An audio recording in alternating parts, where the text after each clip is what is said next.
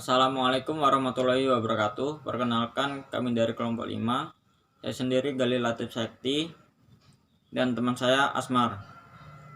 Di sini saya akan menjelaskan terkait tema, yaitu pemberantasan hama yang boleh digunakan atau tidak.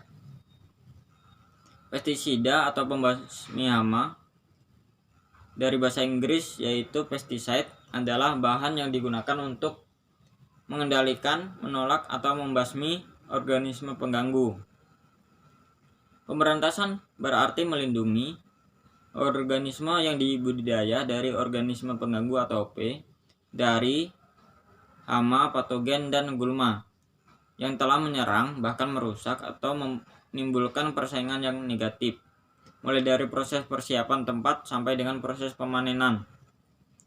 Sedangkan hama merupakan organisme pengganggu yang dapat memangsa, membunuh, dan mempengaruhi produktivitas budidaya, baik secara langsung maupun bertahap.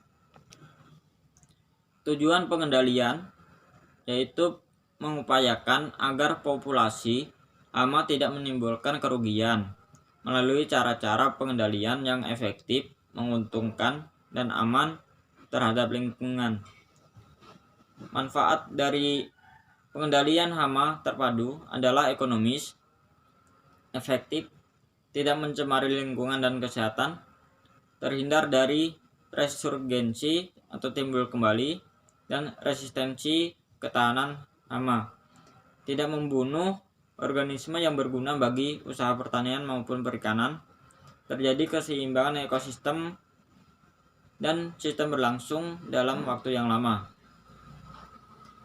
Hama sendiri dapat dikelompokkan menjadi beberapa macam. Yang pertama, pemangsa atau predator. Yang kedua, penyaing atau kompetitor. Yang ketiga, perusak. Yang keempat, pencuri. Pemangsa atau predator yaitu hewan yang secara langsung membunuh dan menemukan spesies yang dipelihara, sehingga ikan atau udang yang dibudidaya dalam petakan menjadi berkurang.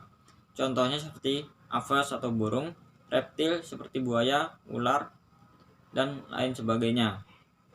Kemudian penyaing atau kompetitor merupakan hewan yang bukan organisme budidaya yang menjadi pesaing dalam mendapatkan makanan dan oksigen. Contohnya seperti cacing. Kemudian udang-udangan yang tidak dibudidaya seperti Mesopodopsis atau jambret. Kemudian Metapeneus monoceros atau udang api-api. Kemudian ada serangga, siput atau moluska, dan ikan non budidaya seperti ikan gabus dan ikan mujair dan juga belut. Kemudian perusak, hewan atau organisme yang menimbulkan kerusakan lingkungan budidaya seperti tanggul pada tambak atau kolam tanah, sehingga menyebabkan kebocoran dan menyebabkan terjadinya kerugian.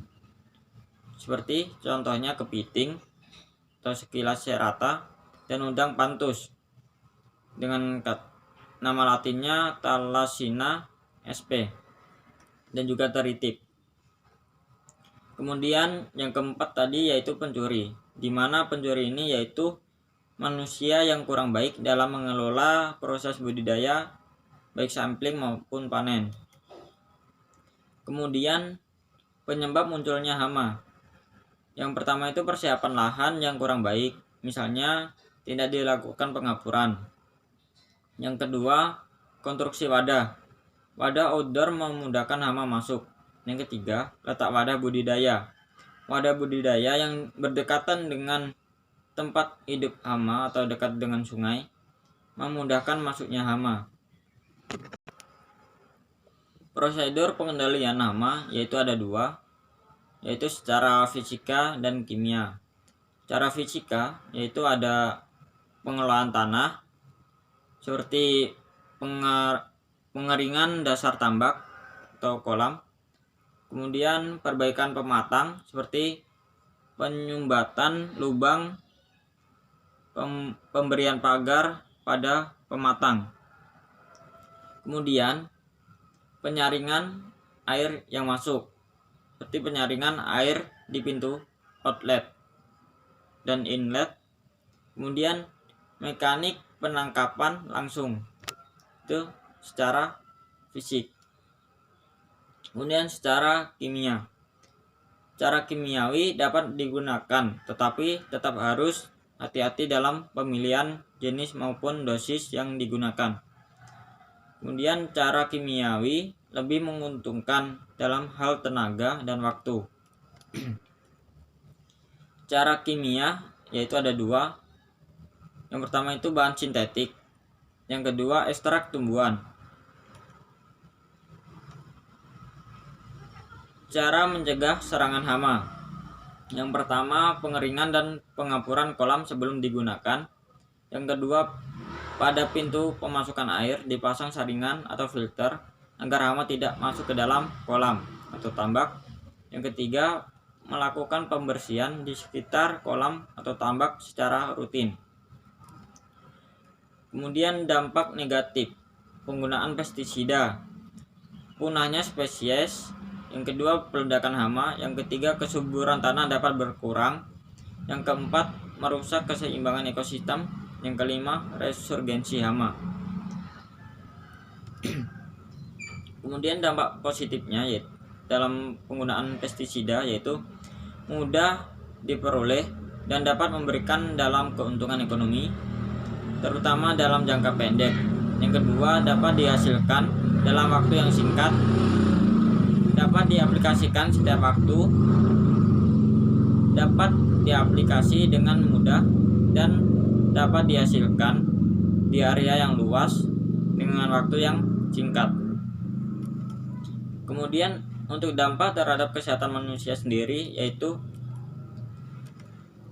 yang pertama, pestisida dapat meracuni manusia. Tidak hanya pada saat pestisida digunakan, tetapi juga pada saat mempersiapkan atau sesudah melakukan penyemprotan. Yang kedua, paru-paru dan sistem pernapasan dapat menyebabkan iritasi pada luka bakar. Dalam bahan kimia, dalam paru-paru yang dapat menyebabkan udena pulmoner atau paru-paru berisi air. Yang ketiga, hati. Kebanyakan bahan kimia mengalami metabolisme dalam hati, dan oleh karenanya maka banyak bahan kimia yang berpotensi merusak sel-sel hati. Yang keempat, sistem saraf. Pernapasan terhadap bahan kimia tertentu dapat memperlambat fungsi otak. Kemudian yang kelima, ginjal dan saluran kencing, yaitu efek bahan kimia terhadap ginjal meliputi gagal ginjal, sekonyong-konyong atau ginjal-ginjal akut.